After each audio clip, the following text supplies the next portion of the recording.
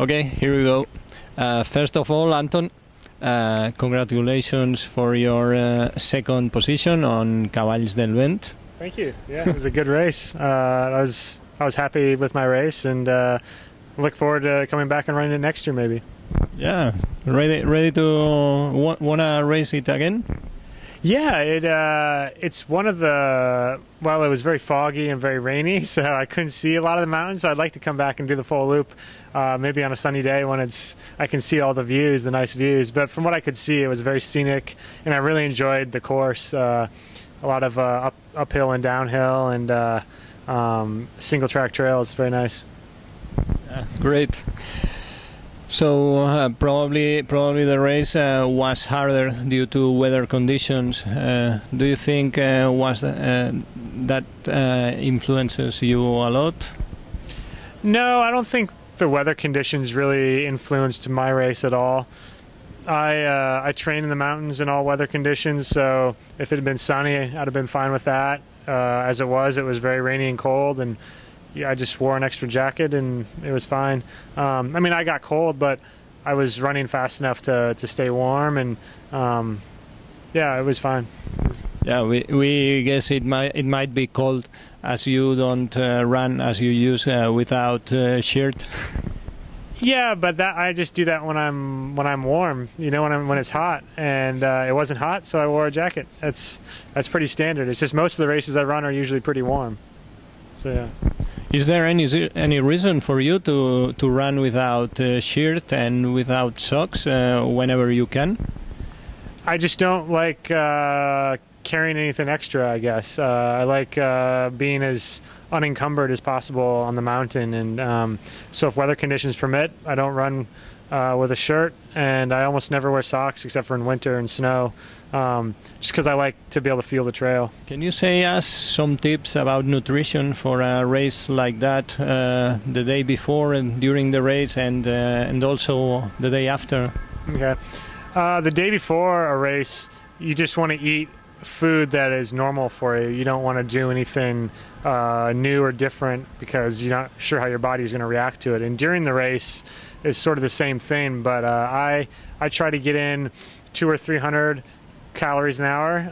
I eat just energy gels to keep it nice and simple, and that seems to work for me. So I guess eat as much as you can as early as you can, so that you so if your stomach goes bad, you have plenty of energy in your system. And then the day after, you just, whatever your body is craving is usually what you should be eating. So I just try and listen to what I'm hungry for and eat that. Yeah. Yeah. We read that you get short of gels on the race. Yeah. Yeah. Well, there weren't any gels on the race course, I don't think. So I had my own gels. I had a bag at 44 kilometers, and in the first half of the race, I had eaten 8 or 9 gels. So I thought maybe that's all I would need for the second half. But I think I was racing a lot harder in the second half, running with Killian and trying to win the race. So I needed more calories, and I ran out of gels. It was just, I just didn't take enough from. I had them in my drop bag. I just didn't pick them up. So, a mistake on my part. Okay, are you vegetarian? Sorry. No, I wouldn't. I'm not vegetarian, but I don't usually eat very much meat, just because it's expensive, and because I think it's difficult to. It's hard. It's hard on the environment to produce meat, at least in the United States for sure. So that's why I don't most of the time. Yeah, so it's an ethical position. Yeah, but again, I'm not vegetarian. Yeah. I just limit the amount of meat I eat. Yeah. Okay. You've been almost 2 years off for an injury. Are you fully recovered? Yeah, I think I am.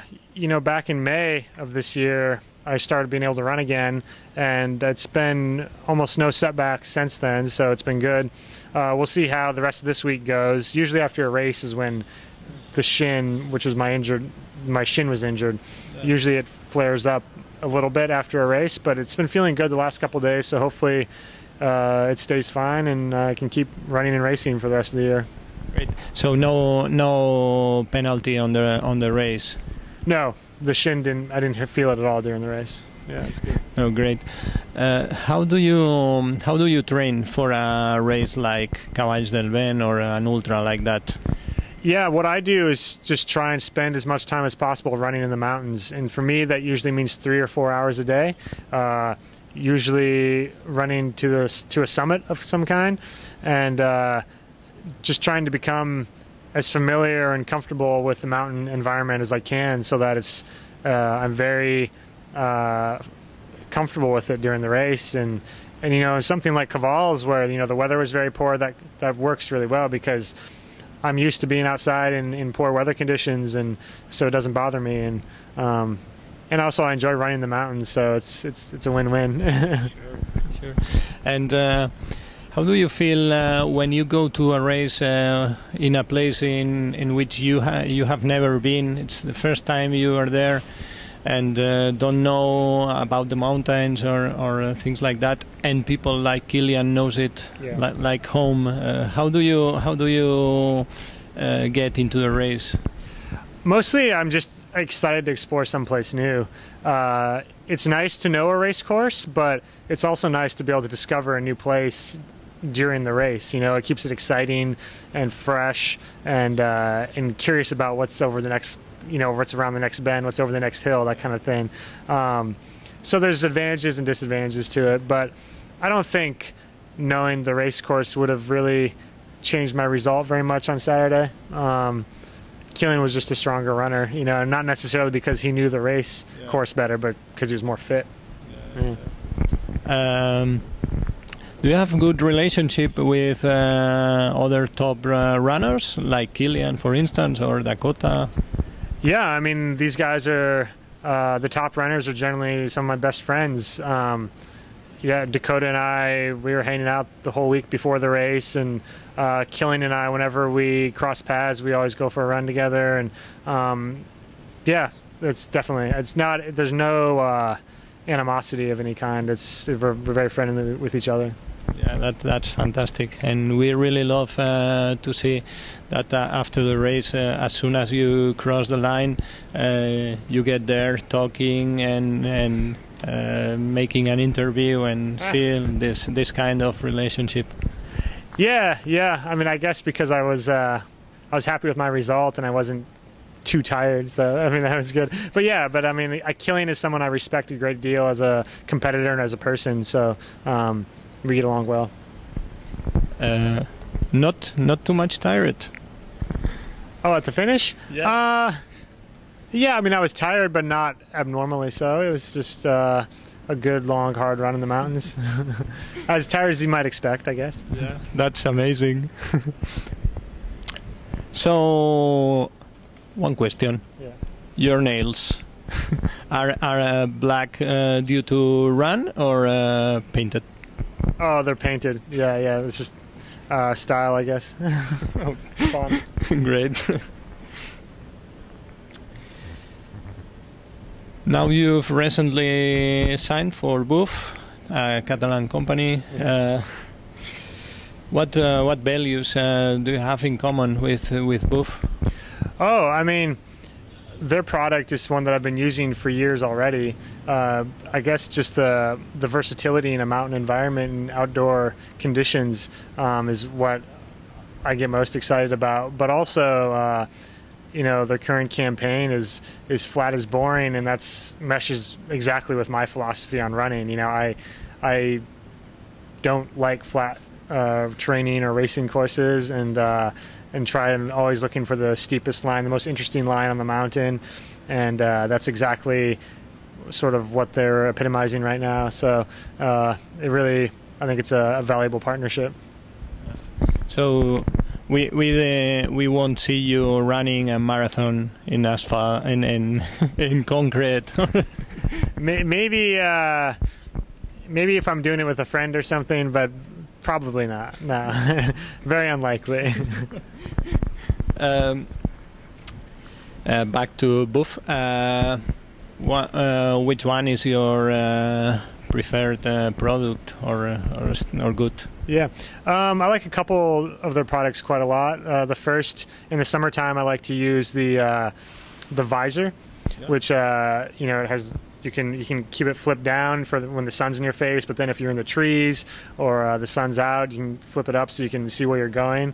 And I like that it flips like that because normal visors I kind of get tunnel vision and I can't see a tree branch or something.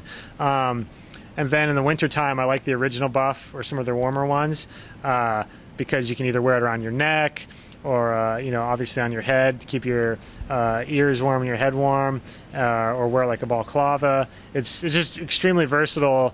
But so like a normal cap is closed on the top, and if you get too hot, what do you do with it then? It's hard to carry. This you can wrap it around your wrist or around your neck, and it's just more versatile. It works a lot better. Last question.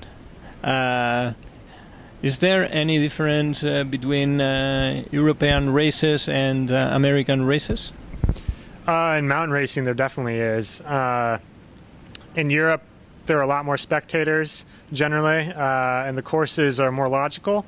Either they're stringing together a bunch of summits, or in the case of Cavals, a bunch of huts, a bunch of refugees, and it's nice to run courses that make sense. And also they have quite technical courses over here with steep uphills and downhills, which I really enjoy. And in the States, sometimes there might be a more grassroots feel to races, and a lot of the races are loops or out and backs, and it's not as, and a lot of the nice areas are wilderness areas where you can't hold races. So a lot of my training is like the races that you'll see in Europe, but we're not allowed to hold races in those areas in the States, so it's a trade-off. But yeah. So we'll see you racing more often here in Europe? I certainly hope so. I'm planning on coming back next summer. Maybe the next time I race in Europe will be Transvolcania in May, and maybe come back for Zagama as well, which I would really like to do. And then we'll see. I definitely have some other races I'd like to do in Europe too. Great. Let me ask the boss about some questions.